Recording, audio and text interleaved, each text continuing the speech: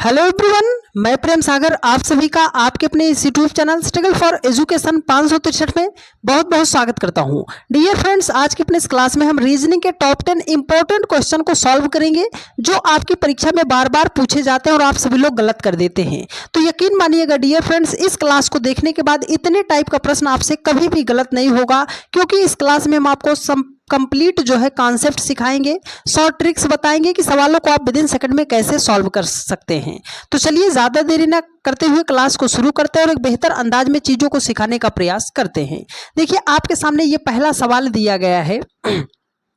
कह रहा है कि 9 का जो रिलेशन 89 के साथ है, सेम लॉजिक से हम 8 को क्या बना सकते हैं। मतलब है सर, 9 को जिस भी लॉजिक से 89 लिखा गया है तो सेम लॉजिक से हम 8 को क्या बना सकते हैं। तो इसको सवाल को करने के लिए एक छोटा सा कॉन्सेप्ट आप समझो। अगर छोटी संख्या से बड़ी संख्या बनाई जाएगी, अगर छोटे नंबर से बड़े नंबर की तरफ जाया जाएगा तो 3 चीजें कर सकते हैं। मल्टीप्लाई कर सकते हैं, स्क्वायर कर सकते हैं, क्यूब कर सकते हैं। ठीक है, तो 9 से 89 कैसे बनाएंगे। आप बोलोगे सर जी, 9 को अगर हम 9 को 10 से गुणा करेंगे तो 9 दाम 90 हो जाएगा, माइनस 1 कर देंगे तो 89 89 हो जाएगा। तो यहाँ पर 8 है ना, 8 को भी हम 10 से गुणा करेंगे, 80 माइनस 1 करेंगे, आपका 79 हो जाएगा, 79 हो जाएगा। पर 79 तो ऑप्शन में नहीं दिया गया है, मतलब इस गुणा वाले लॉजिक से हम सवाल को सॉल्व नहीं कर सकते हैं। तो हमें क्या करना पड़ेगा सर जी, दूसरे नंबर पे स्क्वायर करना है। यहाँ पर 9 है ना, 9 का अगर हम स्क्वायर करते हैं तो हमारा 81 हो जाएगा। सर जी हमें 89 लाना है, तो अगर इसमें हम 8 को जोड़ेंगे तो हमारा 89 हो जाएगा। बात समझ आई। चलो सेम लॉजिक इधर अप्लाई करते हैं। 8 है, 8 का स्क्वायर करेंगे तो हमारा कितना हो जाएगा, 64 हो जाएगा। 64 में अगर हम 8 जोड़ेंगे तो हमारा 72 हो जाएगा। देखिए 72 तो ऑप्शन में नहीं है। तो आप बोलोगे सर जी इस सवाल को छोड़कर स्किप कर दें। हम बोलेंगे नहीं बाबू भैया, देखो ये आपने 81 में 8 क्यों जोड़ा, इस 8 का लॉजिक क्या है। तो जो यहाँ पर संख्या थी ना, उससे एक कम करके संख्या को ऐड किया गया है। तो यहाँ पर 8 है ना, 8 से एक कम करेंगे तो हमारा कितना हो जाएगा सर जी, 7 हो जाएगा। इसका मतलब है कि 64 में अगर हम 7 को जोड़ेंगे तो हमारा कितना हो जाएगा, 71 हो जाएगा। तो इस क्वेश्चन मार्क के स्थान पर कौन सा नंबर आएगा, आप बोलोगे सर जी 71 आएगा। ऑप्शन नंबर बी आपका राइट आंसर हो जाएगा। उम्मीद करते हैं मेरे हर एक भाई बहन ने बहुत ही बढ़िया तरीके से चीज़ों को सीखने समझने का प्रयास किया होगा। बस आपसे एक ही बात बोलेंगे, आज की पूरी क्लास को आप ईमानदारी के साथ देख कर जाइएगा। एक एक प्रश्न आपकी जुबान पर रटा रटाया हो जाएगा, बस आप ध्यान से समझो। देखो यहाँ पर क्या है सर जी, अब इस सवाल को देखकर आपके दिमाग में एक ही विचार आएगा, 5 3 8, 8 3 सर जी हो जाएगा 11। ऑप्शन में नहीं दिया है। 90% स्टूडेंट इस सवाल को यहीं पर छोड़कर स्किप कर देंगे। पर हमें क्या करना है, देखो जब भी एनालॉजी का प्रश्न आता है ना, सबसे पहले हमारा ध्यान प्राइम नंबर पे जाना चाहिए। अभाज्य संख्या हमारा 8 8 अभाज्य संख्या नहीं है, तो दूसरे नंबर पे हम हमेशा किसको करते हैं, प्रायोरिटी, क्यूब को, सॉरी डियर, किसको करते हैं, क्यूब को प्रायोरिटी देते हैं। तो यहाँ पर 5 है ना, अगर हम 5 का क्यूब करते हैं फिर तो हमारा 125 हो जाएगा। सर जी हमें 8 लाना है, हम कैसे बनाएंगे। तो 125 बड़ा नंबर है ना, तो बड़े नंबर से छोटा नंबर बनाना है। 3 चीजें कर सकते हो, डिजिट को जोड़ सकते हो, डिजिट को मल्टीप्लाई कर सकते हो, संख्या को डिवाइड कर सकते हो। कैसे, देखो 5 2 7 और 1 कितना हो जाएगा, 8 हो जाएगा। लॉजिक समझ आया। तो यहाँ पर 8 है ना, 8 का भी हम क्यूब करेंगे तो 8 28 64 अट्ठे कितना हो जाएगा, 512। अगर जोड़ेंगे तो 5 1 6 6 2 कितना हो जाएगा, 8 हो जाएगा। 8 ऑप्शन ए में दिया गया है डियर फ्रेंड्स, और यही इस प्रश्न का राइट आंसर हो जाएगा। आई बात समझ में। चलिए बहुत अच्छी बात है। अगले सवाल की तरफ बढ़ते हैं। देखिए अगला सवाल है, ये सवाल आपके सामने है डियर फ्रेंड्स ब्लड रिलेशन का। इशारे इशारों वाला सवाल है ना, कभी भी गलत नहीं होगा, बस इस तरीके को फॉलो कीजिएगा। देखो कह रहा है, एक महिला की तस्वीर को देखते हुए विनीता ने कहा, हमेशा याद रखिएगा जो व्यक्ति कह रहा है ना वही मेन करता है, और आप उसे पकड़ लीजिए। कह कौन रहा है सर जी, ये विनीता कह रहा है, तो हमने विनीता को यहाँ पे बिठा लिया अपने पास। ठीक है, हाँ, वह मेरे पिता, किसके पिता, विनीता के पिता, तो हमने कर कर दिया पिता। विनीता के पिता के भाई, तो विनीता के पिता के भाई हो जाएंगे के पिता, मतलब विनीता के पिता के भाई के क्या हो जाएंगे, पिता हो जाएंगे। की पत्नी मतलब इन दोनों की क्या हुई है, शादी हुई है। वो बात किसकी कर रही थी सर जी, इस तस्वीर की बात कर रही थी। पूछ रहा है वह तस्वीर मतलब तस्वीर में दिख रही महिला जो है वो विनीता का क्या लगेगी या लगेगा, है ना। तो क्या लगेगी, आप बोलोगे सर जी ये हम हैं, ये हमारे पापा हैं, और पापा की ये पापा है, और पापा के पापा मतलब ये हमारे दादा लगेंगे, और दादा की पत्नी जो है वो हमारी क्या लगेंगी, दादी लगेंगी। बाबू भैया कौन क्या लगेंगी, दादी लगेंगी। तो वह किससे मिली है, अपनी दादी से मिली है। ऑप्शन नंबर आपका सी राइट आंसर हो जाएगा। आई बात समझ में, किसी को दिक्कत समस्या परेशानी तो नहीं है, चलिए बहुत अच्छी बात है। अगले प्रश्न पे चलते हैं। देखिए अगला प्रश्न आपके सामने है। इस सवाल को करने का एकदम शॉर्टकट मेथड बता रहे हैं, बस 2 सेकंड में इस सवाल का जवाब दे पाओगे। देखो एक बार पढ़ते हैं। एक पंक्ति में नितिन दाएं छोर से 51वां है, रोहन बाएं छोर से 21वां है। यदि उनके बीच में 5 व्यक्ति हैं तब पंक्ति में अधिकतम व्यक्तियों की संख्या बताइए। जब भी आपके सामने ऐसा प्रश्न आता है और आपसे वो पूछ रहा हो कि अधिकतम व्यक्तियों की संख्या क्या होगी, तो जितना नंबर आपको दिखाई दे रहा है ना सबको ऐड कर लो। तो आप बोलोगे सर जी 51, 5, 56, 56 और 21 ऐड करेंगे हमारा 77 हो जाएगा। ऑप्शन नंबर डी आपका राइट आंसर हो जाएगा। इससे ज्यादा शॉर्टकट आपको कौन बता सकता है। ठीक है, चलिए अगले प्रश्न पे चलते हैं। डियर फ्रेंड्स देखो अगला प्रश्न आपके सामने है डाइस का सवाल। अब जब 2 डाइस से अधिक डाइस दे दिए जाते हैं तो आप सभी लोग सॉल्व नहीं कर पाते हो। आपको क्या करना है, जब भी डाइस का सवाल आता है कैसे बनाते हैं सर जी, हमें कॉमन पता होना चाहिए और एक सिंगल डायरेक्शन पता होना चाहिए, या तो क्लॉकवाइज या तो एंटी क्लॉकवाइज। अब यहाँ पर 3 डाइस दिए गए हैं, हम कौन सा 2 पासा लेते हैं। चलो हमने इन 2 पासे को लिया तो 1 3 5 है, 4 2 3 है। इसमें कॉमन क्या है सर जी, 3 इसमें भी है 3 इसमें भी है। तो इस पासे को अगर हम पकड़ते हैं और ऐसे क्लॉकवाइज चलते हैं तो 3 के बाद पहुंचेंगे 5 पे, 5 के बाद पहुंचे हैं 1 पे, तो कॉमन के नीचे हमने कॉमन को रख दिया। अब ऐसे क्लॉकवाइज चलेंगे तो 3 के बाद 2 पे, 2 के बाद 4 पे। अब ये जो स्थिति आई है ना एक दूसरे की क्या हो जाएंगे, अपोजिट हो जाएंगी। वो पूछ रहा है 2 का अपोजिट, तो 2 का अपोजिट 5 होगा। 5 ऑप्शन ए में दिया गया है और यही इस प्रश्न का राइट आंसर हो जाएगा। ठीक है, चलिए बहुत अच्छी बात है। अगले प्रश्न पे चलते हैं। देखिए अगला प्रश्न आपके सामने है, ये रहा आपके सामने सवाल। चलिए फटाफट आप सभी लोग बनाने का प्रयास कीजिए। कह रहा है 5 बहनों सीता, गीता, बबीता, ललिता और अनीता की आयु की तुलना की गई है। ये कह रहा है गीता ना बबीता से बड़ी है। ये जो गीता है भाई साहब, गीता ये बड़ी किससे है सर जी, ये गीता जो है बड़ी है बबीता से बड़ी है। गीता बड़ी है बबीता से किंतु सीता से छोटी है। ये गीता जो है ना बबीता से बड़ी है किंतु क्या है, सीता से छोटी है, सीता से छोटी है। चलो कर दिया भाई साहब।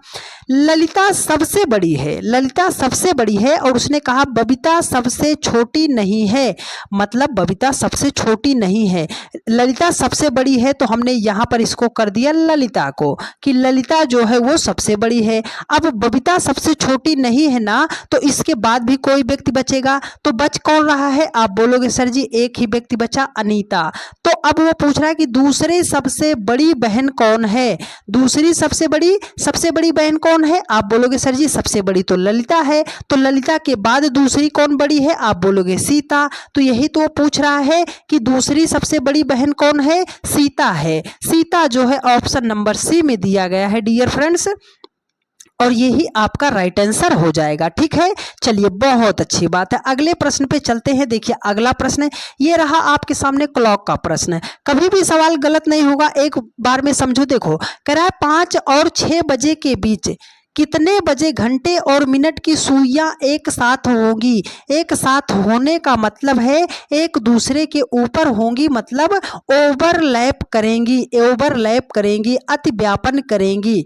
कब आएगा ऐसा प्रश्न, जब भी आए ऐसा प्रश्न एक फार्मूला याद रखो। फार्मूला क्या है, 60/11 गुणे कर देना है आपको समय, 60/11 गुणे समय। बस ये छोटा सा फार्मूला याद रखो, सवाल हो जाएगा। कैसे, देखो 60 बटे कर दिया 11 गुणे समय। हमेशा समय लेना जो दो समय दिया हो उसमें छोटा वाला। तो 5 और 6 में छोटा 5 है तो हमने 5 को ले लिया। कर दे गुणा 6 पंजे आपका कितना आएगा 300 आएगा। अब इसको 11 से डिवाइड करेंगे तो 11 दूने कितना हो जाएगा 22 हो जाएगा। रिमाइंडर 8 आएगा। 11 सते हो जाएगा 77।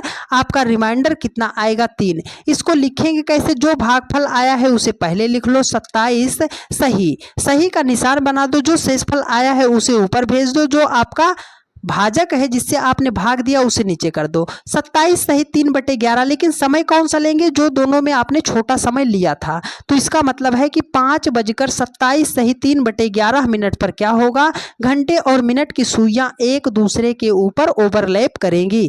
तो 5:27 सही 3/11 ऑप्शन नंबर बी में दिया गया है और यही इस प्रश्न का राइट आंसर हो जाएगा। आई बात समझ में? अब तो किसी को दिक्कत नहीं है। चलिए बहुत अच्छी बात है और उम्मीद करते हैं मेरे हर एक भाई बहन बहुत ही बढ़िया तरीके से चीजों को सीखने समझने का प्रयास कर रहे होंगे। देखो कह रहा है कि निम्नलिखित प्रश्न में लुप्त संख्या ज्ञात कीजिए। इस क्वेश्चन मार्क के स्थान पर संख्या फाइंड आउट करनी है। तो जब भी आपके सामने ऐसा स्क्वायर में मिसिंग नंबर का क्वेश्चन आए, आपको सबसे बड़ी संख्या खोजना है। बड़ी संख्या यहाँ पर है, बड़ी संख्या यहाँ पर। इसका मतलब है कि हमें सवाल को लेफ्ट टू राइट सॉल्व करना है। अगर हम बनाते हैं 12 छंगे कितना हो जाएगा, 12 छंगे 72 हो जाएगा। उसमें 6 जोड़ेंगे तो हमारा कितना हो जाएगा 78 हो जाएगा। तो 15 और 6 को गुणा करेंगे तो 15 छक्के 90 हो जाएगा। 99 लाना है तो सर जी इसमें 9 जोड़ेंगे तो हमारा 99 हो जाएगा। तो 13 को 3 से गुणा करेंगे, 13 तियां 39 हो जाएगा। सर जी इसमें 6 जोड़ा, इसमें 9 जोड़ा, तो 39 में हम कितना जोड़ेंगे। ये जो 6 आया कहाँ से आया, ये 12 बड़ी संख्या है ना, छोटी संख्या 6 माइनस किया ये 6 आया। बड़ी संख्या 15 है ना, छोटी संख्या ये 6 है, 15 से 6 माइनस किया 9 आया। तो 13 बड़ी संख्या है, 13 से 3 माइनस करेंगे आएगा आपका 10। 39 में 10 को ऐड करेंगे तो आपका कितना हो जाएगा 49। ऑप्शन नंबर सी आपका राइट आंसर हो जाएगा। आई बात समझ में? किसी को दिक्कत समस्या परेशानी तो नहीं है? चलिए बहुत अच्छी बात है। अगला सवाल देखिए, ये रहा आपके सामने। आप इसे मैथमेटिकल ऑपरेशन आप इसे जो है बोल सकते हो प्रॉब्लम ऑन एज, आयु संबंधी प्रश्न। इसे आप गणित का भी सवाल बोल सकते हो, लेकिन बढ़िया तरीका बताएंगे। देखो कह रहा है कि दो भाइयों की वर्तमान आयु का अनुपात 1:2 है और 5 वर्ष पहले उनका अनुपात 1:3 था। बोल रहा है 5 वर्ष बाद उनकी आयु का अनुपात क्या होगा। तो देखो अभी हमने क्या बोला, ये आपकी दी गई है वर्तमान आयु। वर्तमान आयु का अनुपात कितना है सर जी 1:, दिया कितना गया है 2 दिया है। कह रहा 5 वर्ष पहले उनकी आयु का अनुपात कितना था 1:3 था। तो जब भी ऐसा प्रश्न आए एक बार आप इनका डिफरेंस लो। 1 कितना हो गया 0, 2 और 1 डिफरेंस कितना आ गया 1। अगर ये दोनों डिफरेंस बराबर नहीं आएगा तो हमें लेफ्ट टू राइट डिफरेंस लेना पड़ेगा। 1 और 2 का डिफरेंस कितने का आएगा 1 का, 1 और 3 का डिफरेंस कितने का आएगा 2 का। अब ये जो नीचे आया इसको ऊपर से गुणा कर दो, ये जो ऊपर आया उसको नीचे से गुणा कर दो। देखो तो ये हो जाएगा आपका 2 एकम 2 और 2 दूनी हो जाएगा 4। 1 से गुणा करोगे तो 1 एकम 1 और 3 एकम 3 हो जाएगा। अब एक बार इन दोनों का डिफरेंस, तो 2 से 1 जाएगा 1, 4 से 1 जाएगा 1 हो जाएगा। इस 1 वर्ष का डिफरेंस उसने कितना दिया है 5 वर्ष, तो हमने 5 कर दिया। अब डायरेक्ट गुणा करो तो 5 दूने हो जाएगा आपका 10 और 5 चौके हो जाएगा आपका 20। मतलब उनकी वर्तमान आयु 10 वर्ष और 20 वर्ष है। लेकिन वो कह रहा है कि 5 वर्ष बाद उनकी अनुपात, तो 10 में 5 जोड़ेंगे हो जाएगा 15, 20 में 5 जोड़ेंगे हो जाएगा 25। अनुपात पूछ रहा है, कट करते हैं तो 5 तिहाई 15, 50 25 हो जाएगा। मतलब उनका अनुपात कितना होगा 3:5 के अनुपात में होगा। तो 3:5 जो है ऑप्शन नंबर सी में दिया गया है और यही इस प्रश्न का राइट आंसर हो जाएगा। उम्मीद करते हैं मेरे हर एक भाई बहन ने बहुत ही बढ़िया तरीके से चीजों को समझने का प्रयास किया होगा। चलिए अगला सवाल, रेलवे की परीक्षा में बार बार पूछा जाता है कैलेंडर का यह प्रश्न। सॉल्व तो ये 2 सेकंड में हो जाता है, पर फिर भी इसको मेरे बहुत सारे भाई बहन गलत कर देते हैं। देखो कह रहा है कि आज सोमवार है तो 27 दिन पहले कौन सा दिन था। अगर आज सोमवार है तो आज के 27 दिन पहले कौन सा दिन था। तो जब भी ऐसा प्रश्न आता है आप पकड़िए इस नंबर को और इसको सिंपली कर दीजिए 7 से डिवाइड। क्यों सर? क्योंकि एक सप्ताह में 7 दिन होते हैं। तो 7 त्रिक कितना हो जाएगा? 21 हो जाएगा। रिमाइंडर कितना आएगा? 6। अगर वो पहले का दिन पूछेगा तो जो शेषफल आया है उसे माइनस कर दीजिएगा। अगर वो बाद का दिन पूछेगा तो जो रिमाइंडर आया है उसे आप प्लस कर दीजिएगा। अगर रिमाइंडर 0 आ गया तो कितना भी दिन बाद वो पूछे सेम दिन होगा। ठीक है। हाँ, तो यहाँ पर -6 हुआ है ना। तो आज हमारा कौन सा दिन है? सोमवार है। अब सोमवार में क्या करना? 1 2 3 4 5 6 दिन आपको माइनस करना है। तो अगर सोमवार में आप 6 दिन माइनस करोगे तो आपका कौन सा दिन आएगा? मंगलवार आएगा। कौन सा दिन आएगा? मंगलवार आएगा। मंगलवार ऑप्शन नंबर डी में दिया गया है और यही इस प्रश्न का राइट आंसर हो जाएगा। उम्मीद करते हैं मेरे हर एक भाई बहन ने आज की क्लास को बहुत ही शिद्दत तरीके से मन लगाकर चीज़ों को देखने सीखने का प्रयास किया होगा और हम ऐसी उम्मीद करते हैं कि चीज़ें आपको बढ़िया तरीके से समझ में भी आई होंगी। यदि आपको मेरी सारी बातें समझ में आई हैं और आप चैनल पर नए हैं तो फटाफट आप सभी लोग चैनल को सब्सक्राइब करके वीडियो को अपने सभी दोस्तों के पास शेयर जरूर कर दीजिएगा। मिलते हैं आपसे नेक्स्ट वीडियो में। धन्यवाद।